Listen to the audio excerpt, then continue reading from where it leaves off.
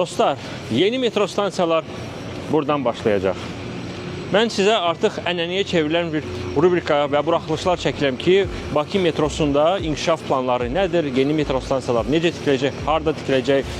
Son 2 il ərzində mən sizə bunu çəkirəm, göstərirəm və gəldim bura metroya sizə növbəti planlar haqqında danışım və bu buraxılış olduqca maraqlı olacaq. Çünki bugün biz heç vaxt görmədiyiniz yerləri sizə göstərəcəm. Nəinki YouTube-da, ümumiyyətlə düşünürəm ki, heç bir televiziya kanalları bunları göstərməyib, mən sizə bunlar hamısını göstərəcəm. Bax, indi olduğum tikinti ərazisi. Ona görə biz burada təhlükəsizlik qaydalarını da mütləq nəzərə almalıyıq.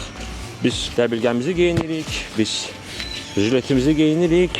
Siz də öz televizorlara, kompüterlərə, telefonlara yaxın əl üçün çox maraqlı bir buraxılış olacaq və indidən sizdən çox xahiş edirəm ki, bax bu video əgər sizə maraqlı gələcəksə bir dənə like qoyun, kanala mütləq abunə olun. Çünki son aylar ərzində mən fikir verirəm ki, videolara çoxlu baxış sayı gəlir, amma abunəçi sayı böyümür. Başa düşürəm, siz deyərsiniz ki, zaten abunəsiz də bunu izləyə bilərəm, amma həqiqətən bu mənə bir siqnal olacaq ki, həqiqətən videolar maraqlıdır, kanal böyüyür və yeni kontentin çəkilməsi üçün bir stimul olaraq mənə sadəcə kanala abunə olmağınız kifayət olur. Və belə videolar sizə həqiqətən maraqlı olursa, bizim işimizə dəstək göstərmək istəyirsinizsə, motivasiya vermək istəyirsinizsə, bizə maddi dəstək də göstərə bilərsiniz. Bizim Patron platformamızda, Kofel platformamızda, bax, ekranda gördüyünüz keçidlərdə daxil olaraq dəstək göndərə bilərsiniz və bu kanalla əməkdaşlıq göstərmək istəyirsinizsə, ekranda gördüyünüz bax bu e-maildə mənə yaza bilərsiniz. Sizinlə bu haqda da söhbət eləyərik. Həqiqətən kanal çox məşhurdur, çox öz sahəsində populyardır. Düşünürəm ki, sizə də bax bu əməkdaşlıq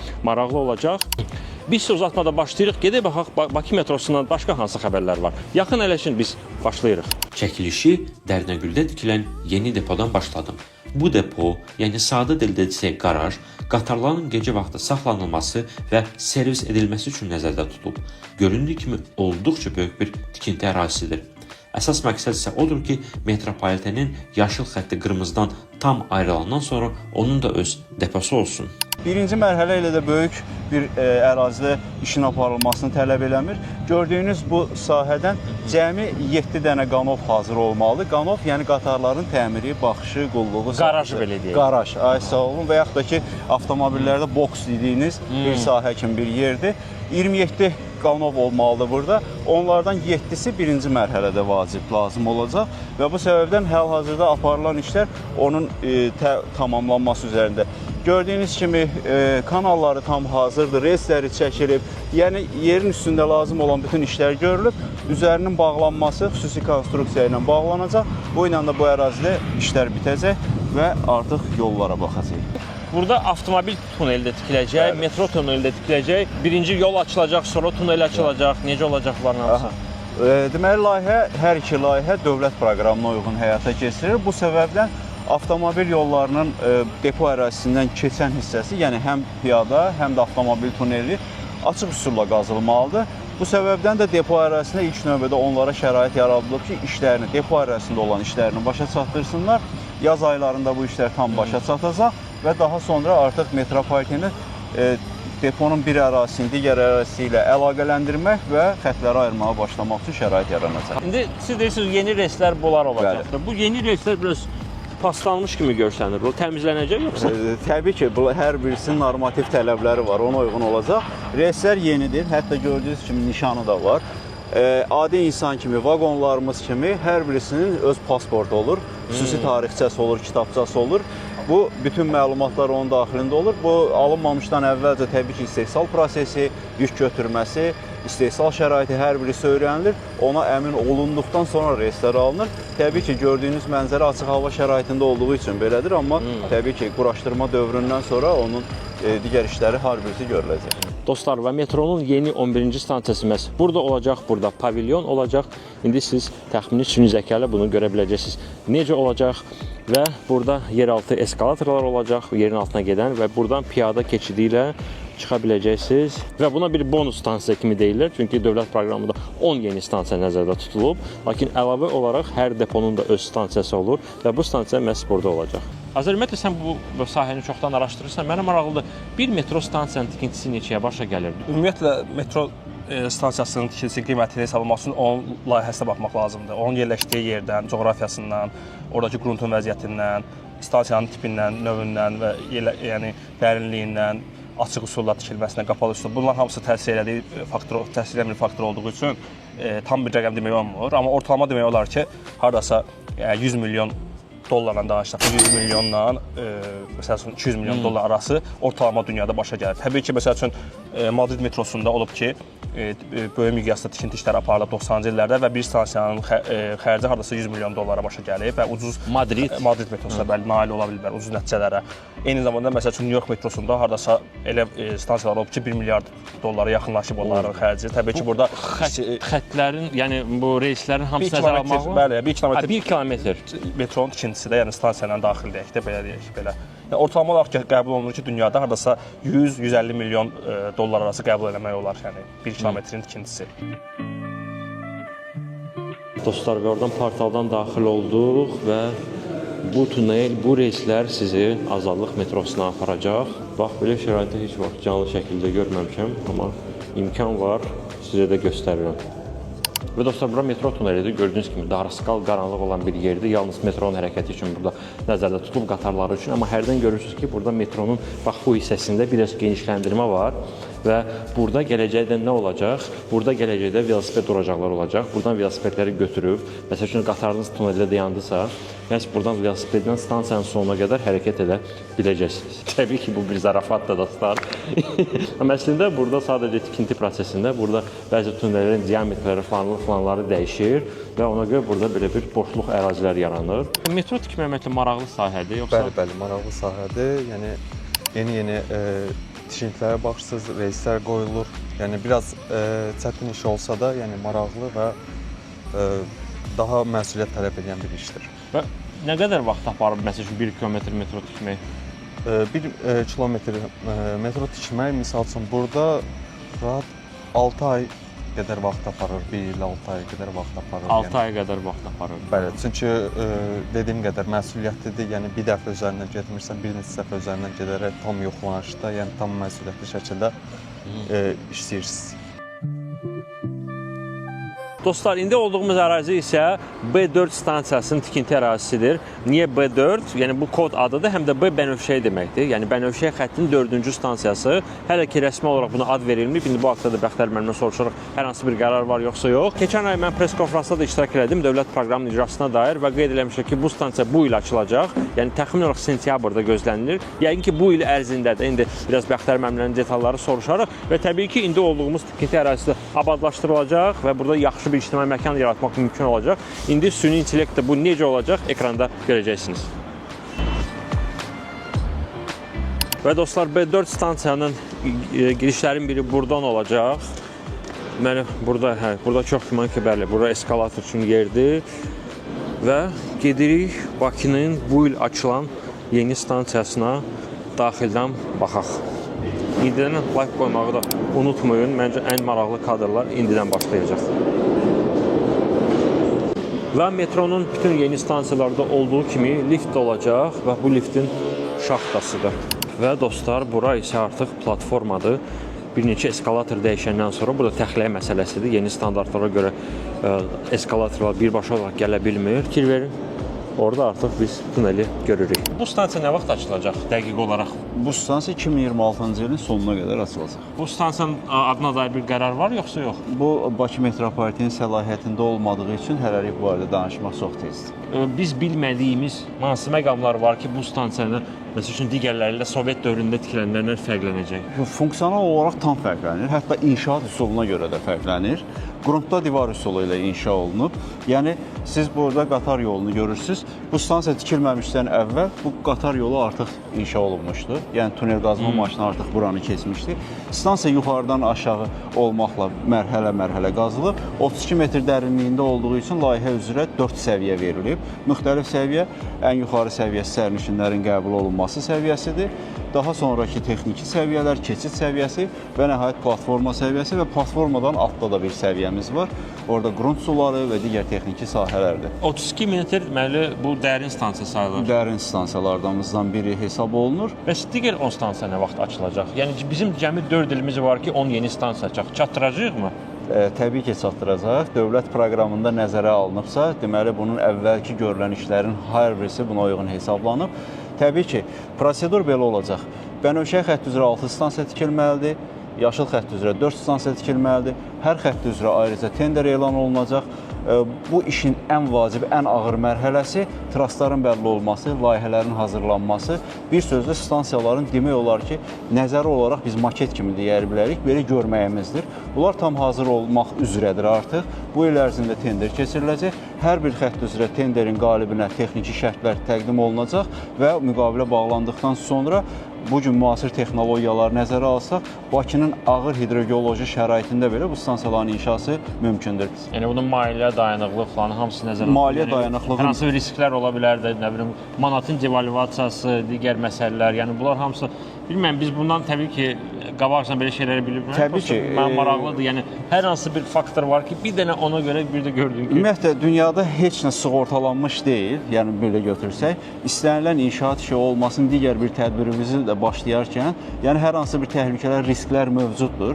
Təbii ki, bu risklərin hər birisi nəzərə alınır və ən vacib məsələlər odur ki, tender keçiriləcək və müqavilə imzalanarkən kompleks olaraq hər bir məsələ burada nəzərə alınacaq və buna uyğun olaraq da inşaatçılar tədbirlərini görməlidir, metropoliten öz tədbirini görəcək.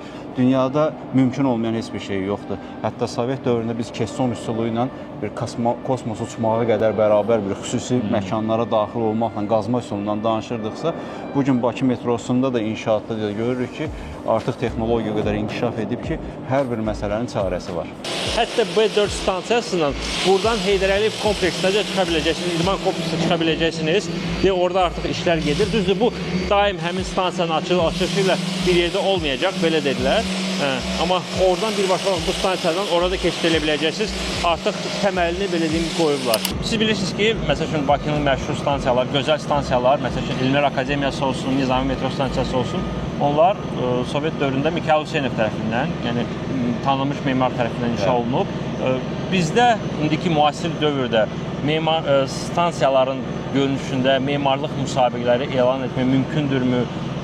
Fərqli bir memarları cəlb eləmək mümkündürmü, yoxsa yox? Təbii ki, mümkündür və bu istiqamətdə işlər aparılacaq da. Buna qədər də olan stansiyalarımızda görmüsünüz bu nümunələri. Avtovağzal stansiyası olsun, Memar Əcəmi olsun, 8 noyabr stansiyalarında da konsept olaraq hər birisinə bir fərqli yanaşmalar var. Məsələn, Memar Əcəmi stansiyasının üzərində pavilyon da var. Avtovağzal stansiyasının isə artıq yerləşmə yerinə görə sadəcə olaraq avtovağzal kompleksinə çıxış istiqaməti, travalatorlar ilk dəfə orada istifadə olunub. Amma bu stansiyalarda da mütləq şəkildə memarlıq üslubuna xüsusi diqqət yetiriləcək. Çünki Bakı metropoliteni Bakının həm də memarlıq incisidir və bu mənada şəhərin ən gözəl xüsusiyyətlərini özündə daşımaqla Azərbaycanın zəngin milli memarlıq üslubunu da özündə daşımalıdır. Bizdə stansiyalar tikintisi başlanılır, yeri seçilir, tikilməyə başlanılır, lakin adı son anda qərar verilir adına. Adı bilinmir stansiyanın nə olacaq və burada stansiyanın dizaynının adına uyğun olmamasına gətirib çıxara bilir. Çünki stansiya tikilir, bəzək işlər görülür, quraşdırılır, lakin son anda adı bilinir ki, bu olacaq. Görürük ki, stansiyanın adı ilə bağlı heç bir görüntü olaraq stansiyada bir şey yoxdur, bir mozaika və yaxud da bir şey yoxdur. Düzdür, bu önəmli bir hal sayılmır. Çünki əsas sərnişinlərə nədir? Stansiyanın praktiki olaraq istifadəyə uyğunluğudur.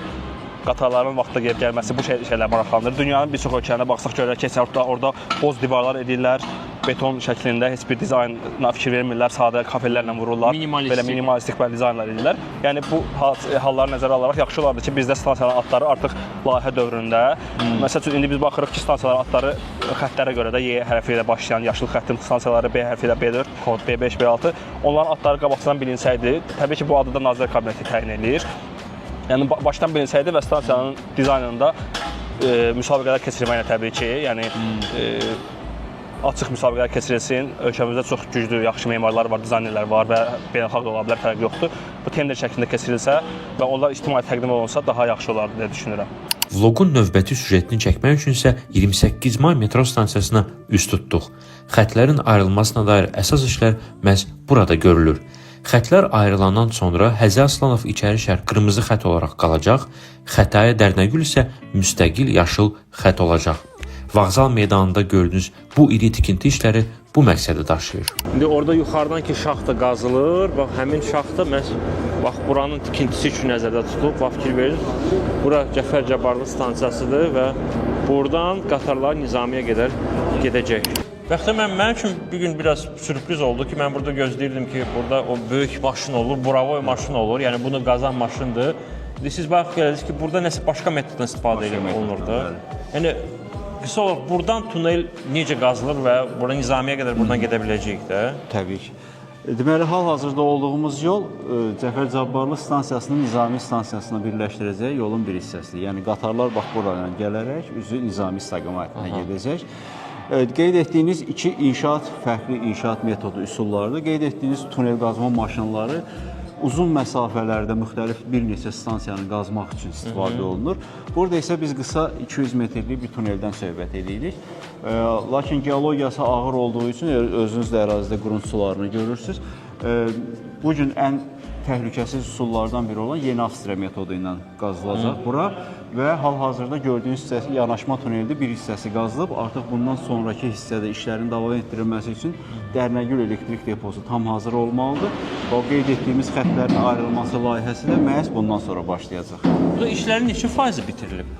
Burada artıq müəyyən məsafə getmişik. Konkret tunelin özünə qədər, qazma işlərini başlayana qədər hardasa 10-15% bu ərazilərə düşür və o işlərdə gördüyünüz kimi artıq başa çatdırılıb.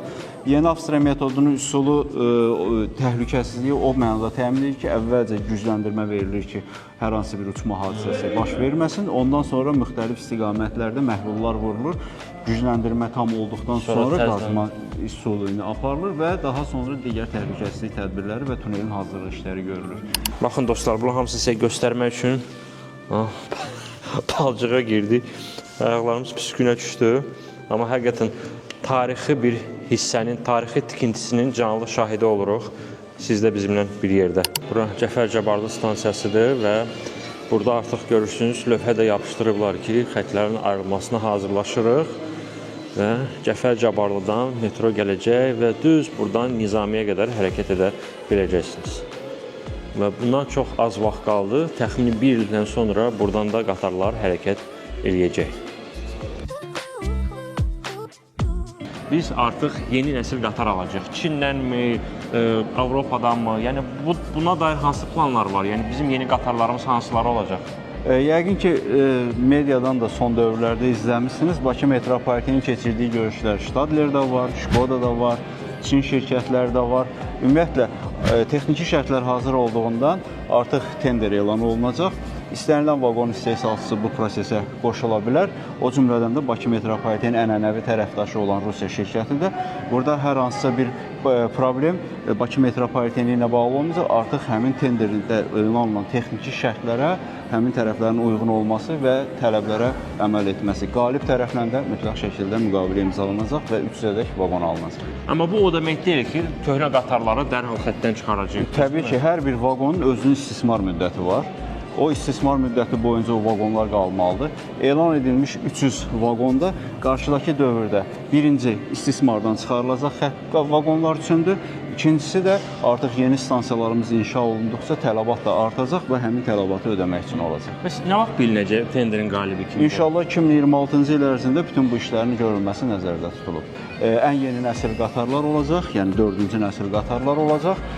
Bu qatarlar sərnişinlərimizi maraqlandıran mikroiqlim nəzarəti sistemi ilə ən optimal şəkildə təmin olunmuş qatarlar olacaq. Təbii ki, metropoliteni qatarların təhlükəsizliyi də maraqlandırır. Bu da vacib element olacaq və bizim əsas tələblərimizdən biri də odur ki, sadəcə olaraq vaqonun qiyməti deyil, onun istismar dövründəki baxışı, qulluğu, təmiri proseslərinin hər birisi elə bir tənzimlənməlidir ki, Bakı metropoliteninə sonraki dövrlərdə bu baha başa gəlməsin.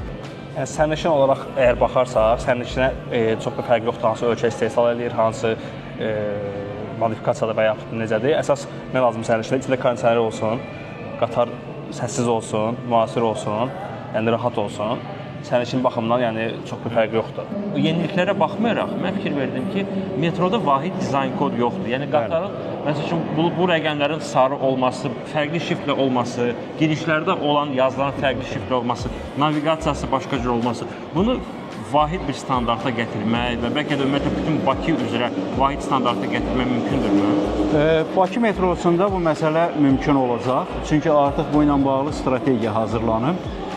bütün məsələlərdə naviqasiyası, qeyd etdiyiniz istiqamət göstəriciləri, ümumiyyətlə metropolitenin ərazisində görə biləcəyiniz hər bir şey, şriftin ölçüsü, rəngi, digər formatlarda uzunluğu və digər məsələlərin hər biri xüsusi yer alacaq. Və gördüyünüz kimi qatarın gəlmə vaxtını artıq tətbiq etməyə başlamışıq. Demək olar ki, bütün stansiyalarda tam tətbiq olunacaq.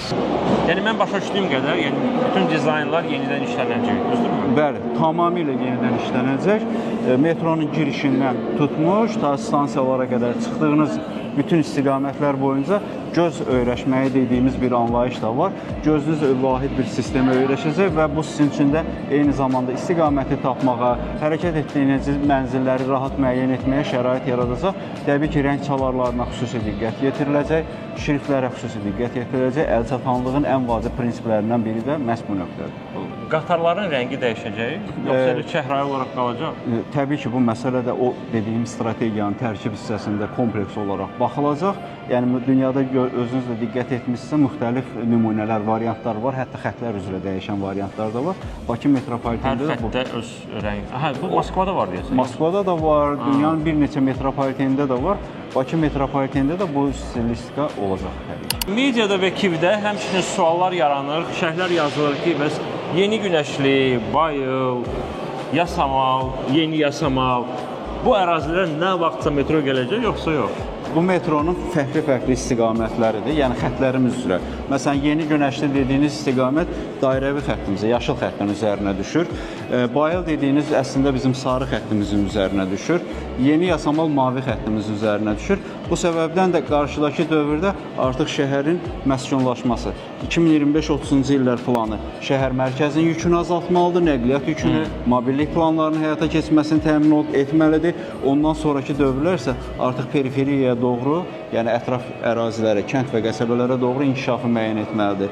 İstənilən halda bugünkü gündən görünən odur ki, dairəvi xətt megapolisə çevrilən Bakı metropoliteni üçün lazımlı bir məsələdir. Çünki bütün böyük şəhərlərə diqqət etsəniz, bəzilərində hətta ikinci, üçüncü dairəvi xəttlərdən də danışılır. Amma təbii ki, Yeni Yasamal və digərlərinin hər birisi də diqqət mərkəzində saxlanılır. Özümüzü kiminlə müqayisə edə bilərik? Metro inkişafında, metronun genişləndirilməsində, tikintisində. Şəxsən mənim fikrimdir, biz özümüzü təbii ki, ən yaxşılarla can atmalıyıq ki, ən yaxşılar kimi olaq, ən yaxşı metrolar kimi olaq dünyada. Lakin bəzən bizdə insanlar məsəl üçün Moskva metrosunu, İstanbul metrosunu, London, New York metrosunu misal gətirir. Biraz ədalətsiz olaraq onlarla özümüzü müqayisə eləmək. Çünki həmin şəhərlərin həm əhalisi bizdən ölkəmiz qədər əhalisi var bəlkə də, həm onların tarixən daha öncə açılıb və onların maliyyə resursları, büdcələri, təkcə metroya ayrılan büdcələri qat-qat bizdəkindən çoxdur. Amma elə şəhərlər var ki, Bakı kimi oxşar əhalisi var, Bakıya oxşar əhalisi var və Bakıdan qat-qat sonra açılır orada metro və daha çox stansiyaları var. Misal üçün, Sofiya şəhərini götürə bilərik, Bolqaristanın, Praqa şəhərini götürə bilərik, metrosunu, Çexiyada. O şəhərlər həm ortaq tariximiz də var, səhv etmirəmsə, onlarla bir Sovet oxşar bir tarixlərimiz də var. Hətta qatar tərkiblərimiz də hətta oxşar olub bəzi onlarla. Yəni indi bildiyim qədərilə Sofiyada da Rusiyanın vaqonlarından istifadə olunur. Amma stansiya saylarına baxırsan, məsələn 98-də biri açılıb metrosu, qat-qat bizdən çoxdur. Digər də artıq 70-lərdən falan açılıb, bizdən sonra açılıb, amma 60-dan çox stansiyaları var bu metroların. Daşkənd, məsəl üçün, səhv eləmirəmsə, Daşkəndin bir 50-yə yaxın stansiyası var. Daşkənd deyəsən bizdən kiçikdir. Daşkənd bizdən sonra açılıb, lakin orada əhali bizdən çoxdur və orada yerüstü metro tikiblər və estakadaların üzərində tikiblər. Yəni buna görə sürətli tikiblər. Məncə hər şəhər biraz fərqlidir. Məsələn, Bakıda yerüstü və estakada çox təsəvvür edədiyim bir yer yoxdur. Məhdud yerlər var ki, orada mənasızdır. Çünki qatar təkrar düşüb yerin altına girməli, təzədən çıxmalıdır. Ona görə oradakı kimi tam bəlkə də alınmaz bizdə eləmək. Yəni hər şəhərin fərqli bir relyefi, fərqli strukturu var.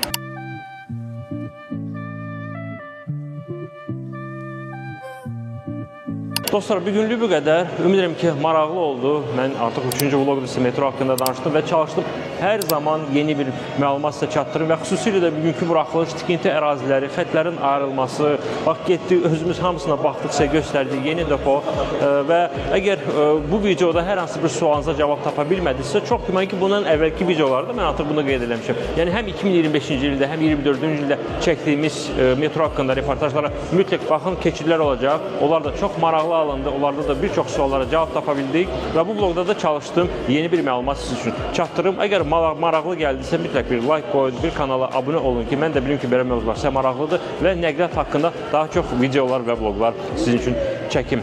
Və təbii ki, bizim işimizə dəstək də göstərə bilərsiniz. Patron və Kofal platformasında bax bizə abunə olun və ən əsas məsələ odur ki, Patronda bizə qoşulan həm anonslardan xəbərdar olacaq, harda çəkilir, necə çəkilir, həm də həm bu video daxil olmaqla digər vloqların daha geniş versiyalarını izləyə biləcəklər. Çox maraqlı bir məqamlara toxunduq. Odur ki, indidən bizim communitimizə Patronda qoşula bilərsiniz. Mənlik isə bu qədər. Yeni vloqlarda görüşənədək. Hələlik.